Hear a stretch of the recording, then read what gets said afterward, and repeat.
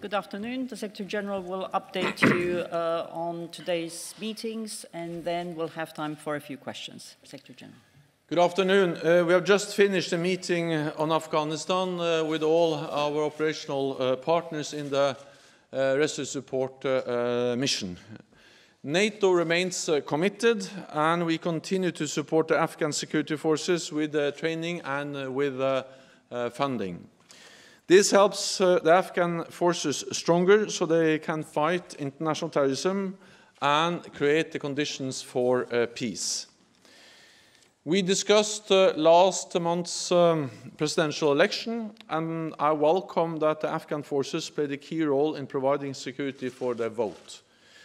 All parties should now exercise calm and restraint and as the electoral bodies work to determine the result. We also discussed prospects for the peace process in Afghanistan. NATO supported the peace talks earlier this year, and I would welcome them being resumed. But in order to make that possible, the Taliban need to demonstrate real willingness to make real compromises, to reach a credible peace deal. Over the past 2 years, defense ministers have addressed a number of other issues for our shared security.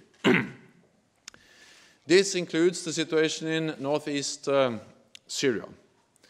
We had an in-depth discussion yesterday. While allies have different views, we agree that we must build on the significant reduction in violence to make progress in our efforts to find a political solution to the conflict in Syria. That we need to maintain commitment to our missions and operations in the region, and that we must safeguard the gains we have made in the fight against our common enemy, ISIS.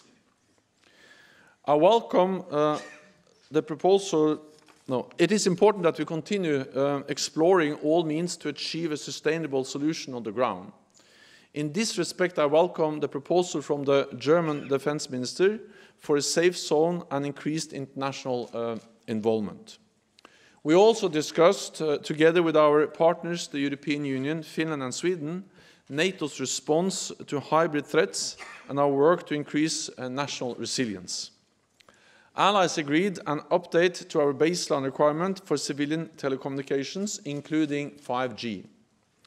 These requirements include the need for thorough risk and vulnerability assessments, including to identify and mitigate cyber threats, as well as the consequences of foreign ownership, control, or direct investment.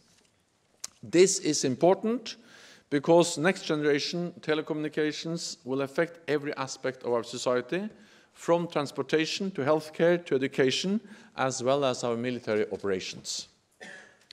We also addressed NATO's missions and operations from the Western Balkans to the Middle East. And we assessed our progress in increasing the readiness of our forces. To keep our people safe, we need to be able to move our forces quickly whenever required. So today, ministers welcome that we are now able to move planes across Europe with priority handling, something we call rapid air mobility. Allied aircraft supporting NATO missions will be given NATO call sign, and they will receive priority handling by air traffic control in Europe. This was made possible thanks to close cooperation with Eurocontrol, which handles the flow of all air traffic over Europe. Today, we also discussed the progress the Alliance is making on burden sharing. We see a clear positive trend. This is the fifth consecutive year of increased defense spending across European allies and Canada. By the end of next year, those allies will have added a cumulative total of $100 billion.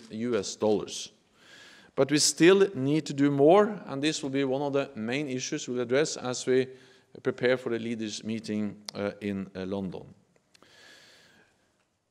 This ministerial has helped to lay the ground for the meeting of NATO leaders in London in December. Together we are working to keep our alliance strong and secure. And with that, I'm ready to take your questions. Okay. We'll start with Juliet, second row. Thank you, Secretary General. This is Serkan Demirtaş from Hürriyet Daily News, Turkey. And my question will be on the future of the active fence operation, especially after the Italian government has decided to end the deployment of their batteries on Turkish soils. And we are also hearing reports that a similar decision may also be taken from the Spanish government, who has a Patriot battery on Turkey and on the Incirlik base. So did you hear any pledge from any allied country yesterday or today for the substitution of the departure of the Italian batteries or potential departure of the Spanish batteries? Thank you very much.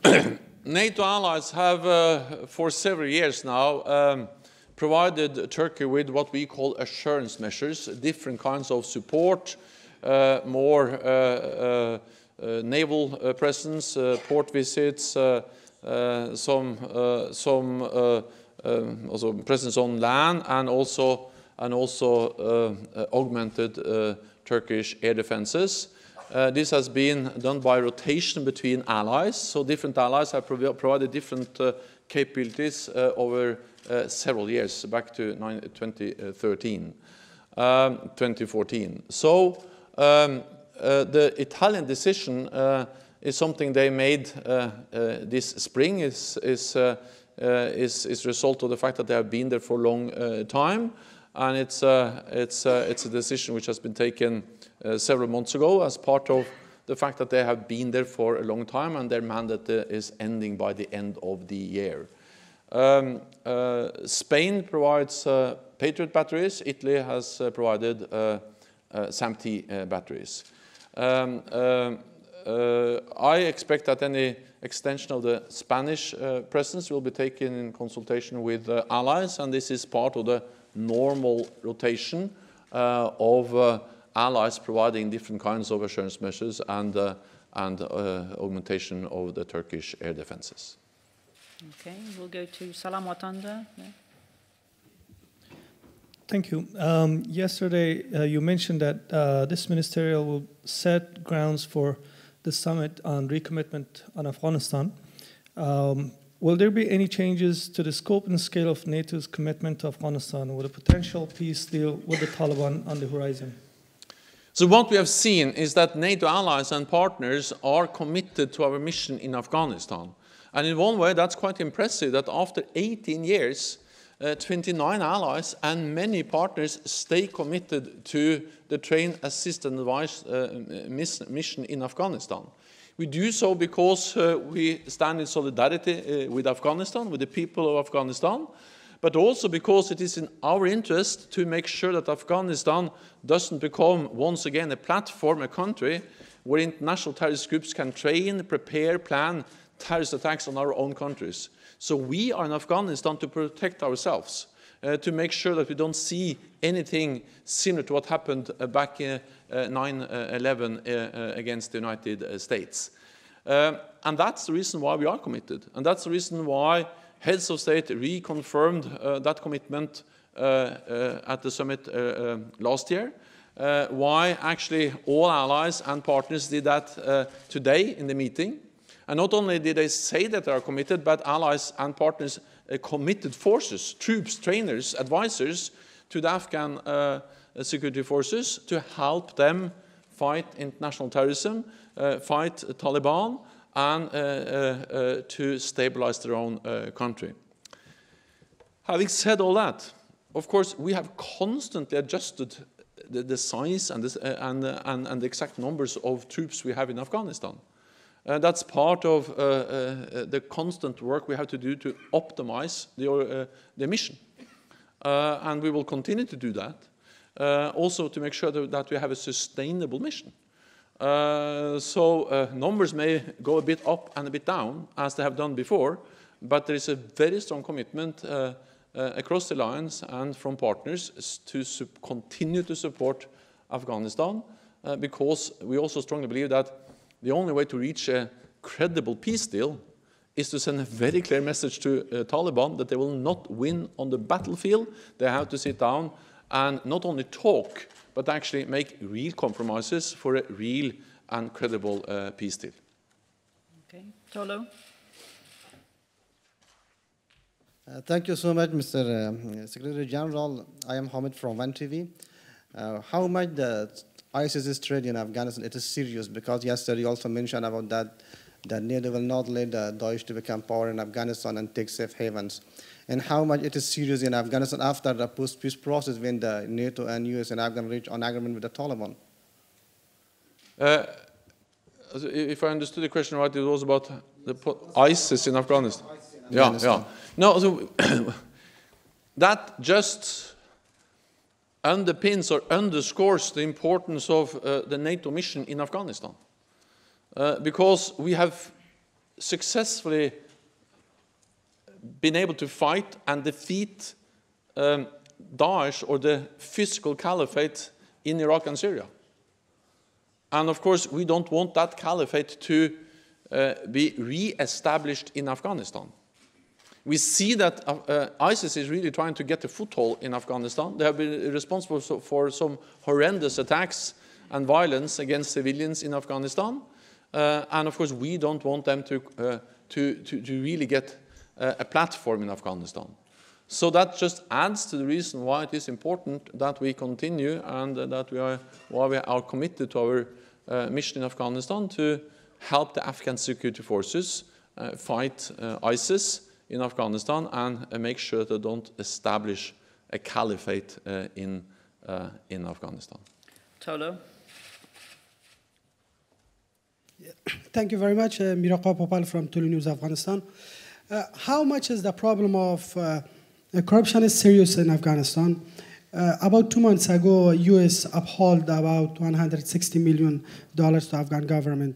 And also there are serious allegations against the President Ghani's team. They have misused some funds received from world community in the election campaign. How much is this problem is serious? Corruption is a serious problem in Afghanistan, and that's also the reason why we have raised that issue again and again, and also why we are providing support to Afghanistan, partly by providing trainers, and we have made a lot of progress in building the Afghan army and security forces. We have to remember that not so long ago, NATO had over 140,000 combat troops in the combat operation in Afghanistan. Now we have roughly 16,000 in the train, assist and white mission, and it's the Afghan forces who are now responsible for security in their own country. So we have made a lot of progress in modernizing, training, helping the Afghans to take responsibility for their own country. So we provide support with trainers, but we also provide support with funding. And of course, therefore, it's extremely important to fight corruption. And we do that partly by always insisting on transparency, by making sure that we always do whatever we can to make sure that the money and the funding is really allocated to the purposes they are meant to finance, and also by working together, for instance, with the World Bank and other international institutions. They also participated in the meeting today to make sure that we do this in the best possible way in a country which struggles with corruption. We also work with Afghanistan to modernize the defense and security institutions. And of course, by doing that, we also help to establish procedures, mechanisms to fight corruption. Okay. Guardian, please. Hi, I'm Dan Saber from The Guardian. You referred earlier in your remarks, you're welcoming the German proposal, the initiative for perhaps an international deployment of some sort in Syria. Is there enough detail on that, do you think, for that to be sort of practical? I don't know, you were in the discussion. Do you feel that proposal is going to progress?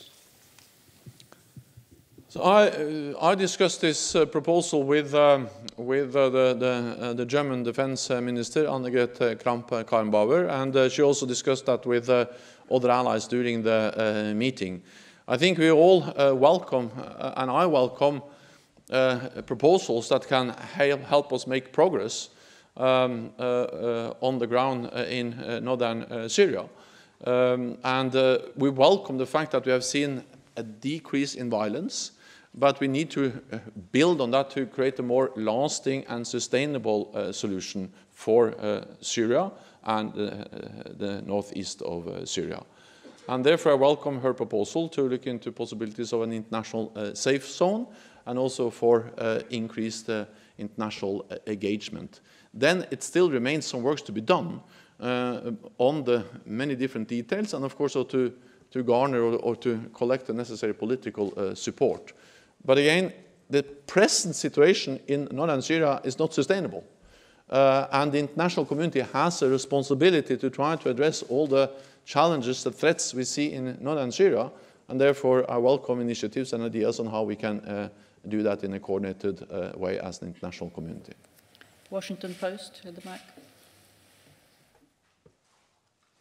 Hi, thank you. Michael Birnbaum from the Washington Post. Secretary General, the Pentagon is considering a plan to send tanks and troops back into Syria to help secure oil fields and potentially help the Kurdish forces there. Would you consider that to be a positive step? And how would it affect alliance security interests for the U.S. to go back and forth on its Syria strategy in this way? Thank you. NATO is part of the global coalition to defeat Daesh.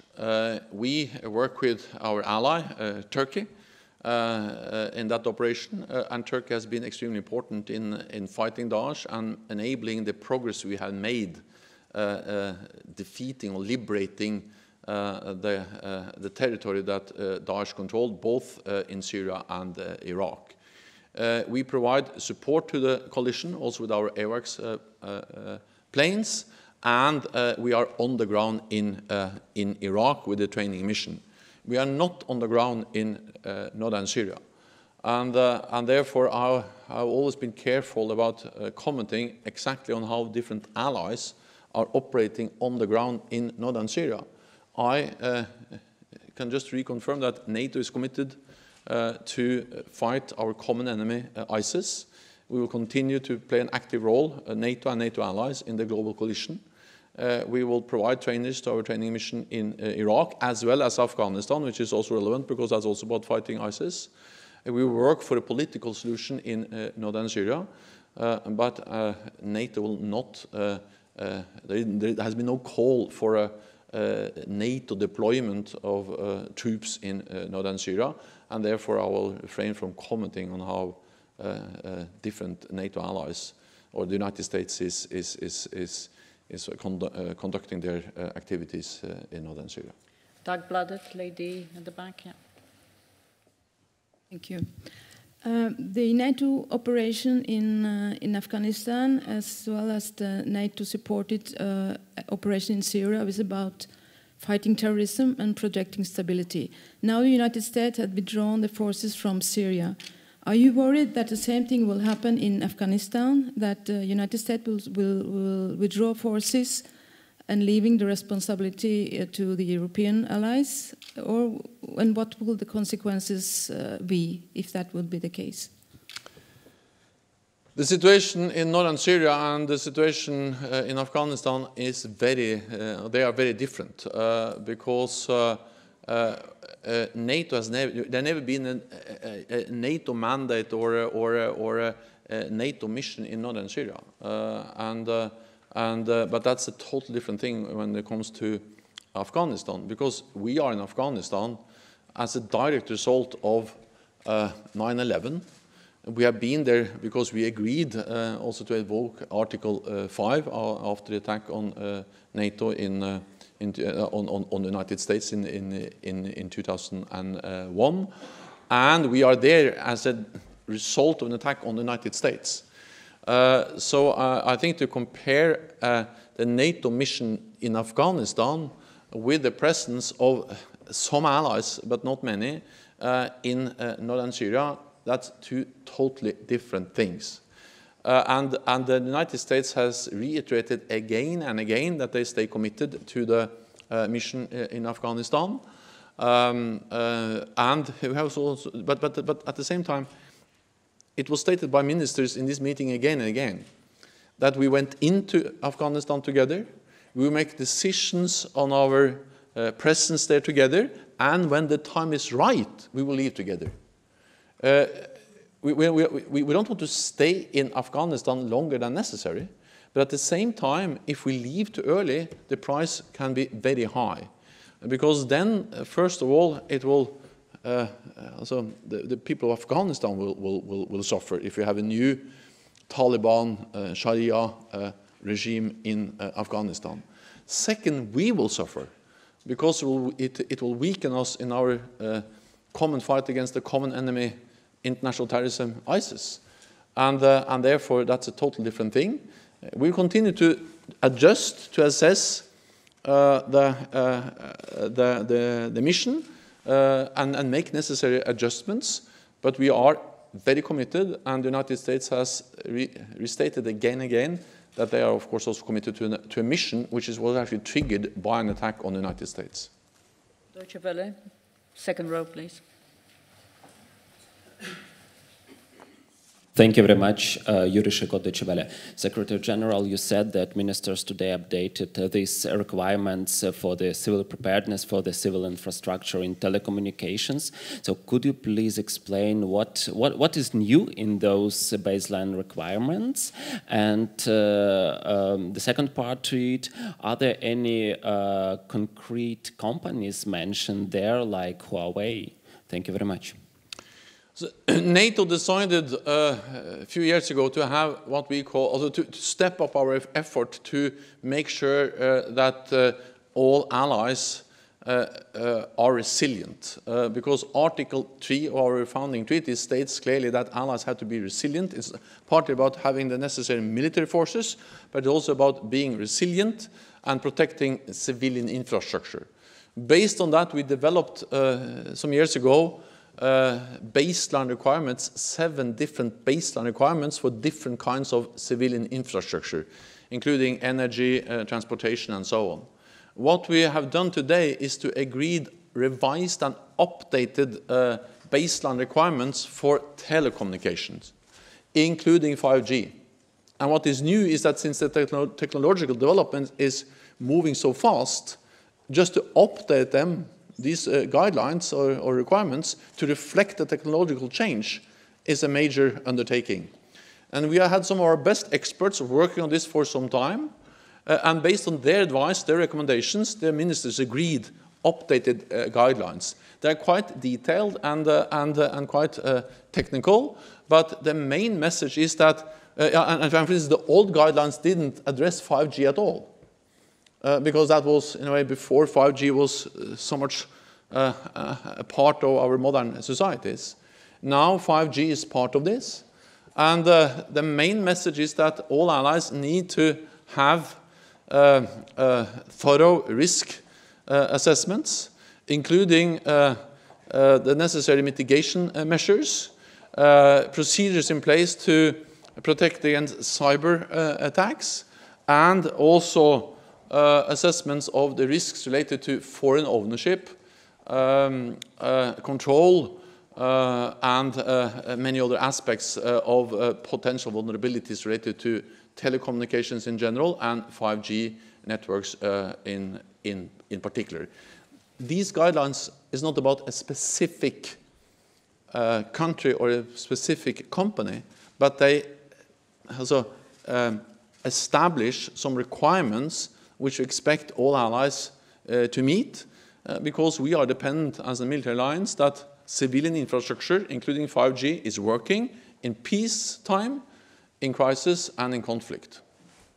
Thank you very much. This concludes this press point. Thank you. Thank you. All the submissions.